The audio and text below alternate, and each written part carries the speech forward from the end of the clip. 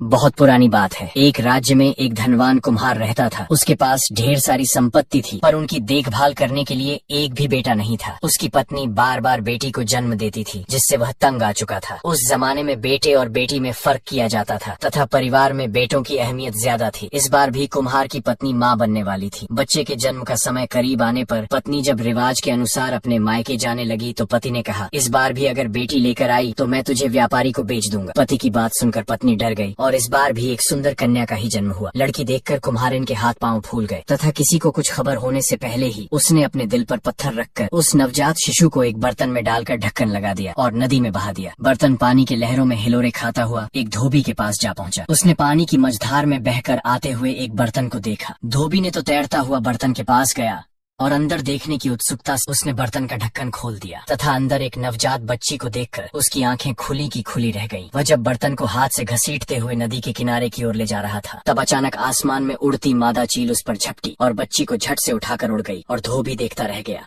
बच्ची को एक पेड़ के ऊपर बने अपने घोंसले पर ले गई। उस सुंदर छोटी बच्ची को देखकर चील की ममता जाग उठी। वह उसे खा न सकी। उसने उसे अपनी बेटी की तरह पाल पोस कर बड़ी करने का निश्चय किया। अब रोज जहाँ भी अच्छी खाने की चीज देखती है, चील उसे झपट कर ले आती है और बेटी को खिलाती है। चील की बेटी धीरे धीरे बड़ी होने लगी। किसी के घर में जब लोग अच्छे कपड़े धोकर धूप में सूखने के लिए बाहर डाल देते, चील उसे उठाकर ले आती और बेटी को पहनाती। चील अब लड़कियों का सामान, बिंदी, चूड़ियां, जेवर सभी जहाँ मिलता उठाकर ले आती और अपनी बेटी को देती। धीरे धीरे पेड़ के ऊपर ही चील की बेटी बड़ी होने लगी और एक खूबसूरत युवती बन गई। चील को उसकी चिंता होने लगी। चील ने एक दिन अपनी बेटी से कहा कि तू अब बड़ी हो गई है, मैं तुझे छोड़कर रोज दूर चली जाती हूँ। तुझे कोई नुकसान पहुँचाए ये चिंता मुझे खाई जाती है। मुझे हर पल डर लगा रहता है। अब से अगर कोई मुसीबत आए तुझ पर तो यह गीत गाना, मैं झट तुम्हारे पास उड़कर आ जाऊंगी। पीपल के पत्ते हिले और डोले, मेरी चील मैया मेरे आगे आ जाए। तथा एक दिन एक राजा उसी रास्ते से जा रहा था। गर्मी से राहत पाने के लिए वह उस पेड़ की छांव में बैठ गया। अचानक एक लंबा बाल उसके हाथ में आ गिरा। उसने चारों ओर नजर फेरकर ऊपर देखा तो चील की सुंदर बेटी दिखाई दी। वह उस समय कंघी कर रही थी।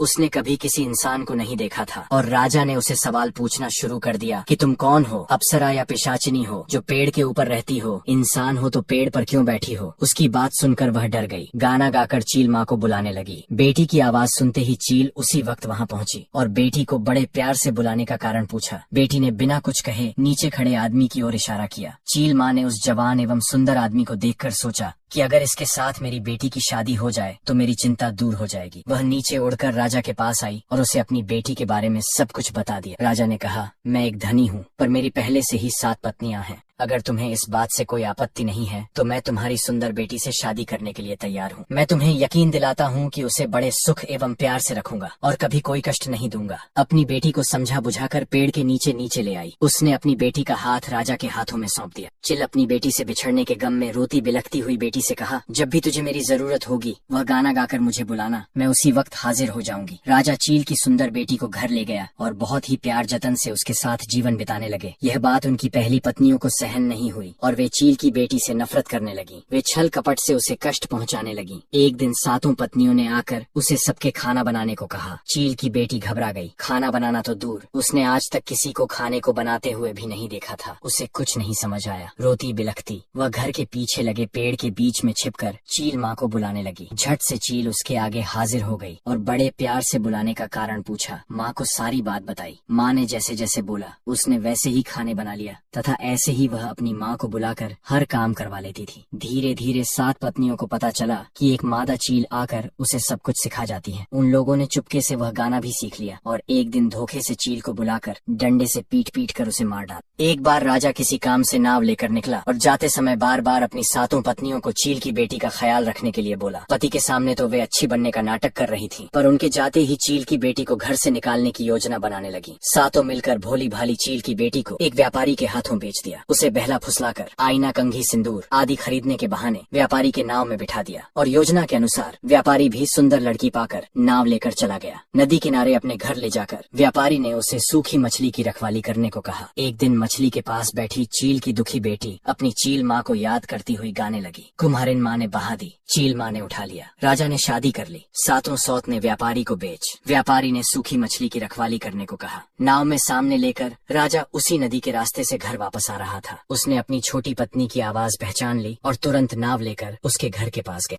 राजा घर के अंदर गया और अपनी पत्नी को इस हालत में देखकर दंग रह गया। उसने उससे पूछा, तुम यहाँ कैसे आई हो? चिल की बेटी ने रोते हुए सारी बात बताई कि तुम्हारी 7 रानियों ने मिलकर मुझे एक व्यापारी को बेच दिया था और मेरी चिलमा कहाँ चली गई है पता नहीं। मैंने कई बार बुलाने की कोशिश की लेकिन वह नहीं आई। यह सुनकर राजा को बहुत दुख हुआ। उसने एक योजना बनाई। राजा ने सांस लेने के लिए 2 छेद वाला एक बड़ा लकड़ी का बक्सा बनाया और उसके अंदर चिल की बेटी को रखा और घर के लिए निकल पड़ा। एक सेवक ने 7 पत्नियों को बताया कि आज राजा आ रहे हैं और 7 पत्नियां उनके स्वागत के लिए सज धज कर नदी किनारे आ गईं। तब 7 पत्नियां अपने पति को नाव में ढेर सारा सामान लाते देख बहुत खुश हुईं। राजा ने उन सभी से बात की और उनसे पूछा, मुझे अपनी छोटी पत्नी चिल की बेटी दिखाई नहीं दे रही। उन्होंने जवाब दिया कि वह तो अपनी चिल माँ से मिलने गई। राजा ने कहा, मेरा दिल कह रहा है कि तुम लोगों ने उसके साथ जरूर कुछ गलत किया है। कौन सच बोल रहा है और कौन झूठ, यह जल्द ही पता चल जाएगा। राजा ने उसी नदी के पास एक बड़ा गड्ढा खोदा और उसके अंदर नुकीली लकड़ी कांटे आदि डाल दिए। उसने उसके एक सिरे से दूसरे सिरे तक एक पतला मजबूत धागा बांधा और अपनी 7 पत्नियों को उस पर चलने का आदेश दिया। उसने कहा कि जो भी इस धागे पर चलकर गड्ढे को पार करेगा वह निर्दोष साबित होगा। एक एक करके राजा की 6 पत्नियां गड्ढे में गिर गईं और मर गईं। 7वीं पत्नी वास्तव में निर्दोष थी, इसीलिए वह धागे पर चलकर गड्ढे को पार करने में सक्षम थी। जिस समय व्यापारी की 6 पत्नियां चील की बेटी को बेच रही थीं, वह रसोई में खाना बना रही थी। उसे इस षड्यंत्र के बारे में कुछ भी पता नहीं था। राजा ने चील की बेटी को लकड़ी के बक्से से बाहर निकाला। तब राजा की पहली पत्नी ने भी सच बता दिया कि उन 6 ने मिलकर चील माँ को मार डाला था। यह सुनकर चील की बेटी बहुत दुखी हुई, लेकिन राजा अपनी दोनों पत्नियों के साथ सुखी जीवन जीने लगा। उन 6 पत्नियों को उनके कर्मों की सजा मिली। अगर आपको कहानी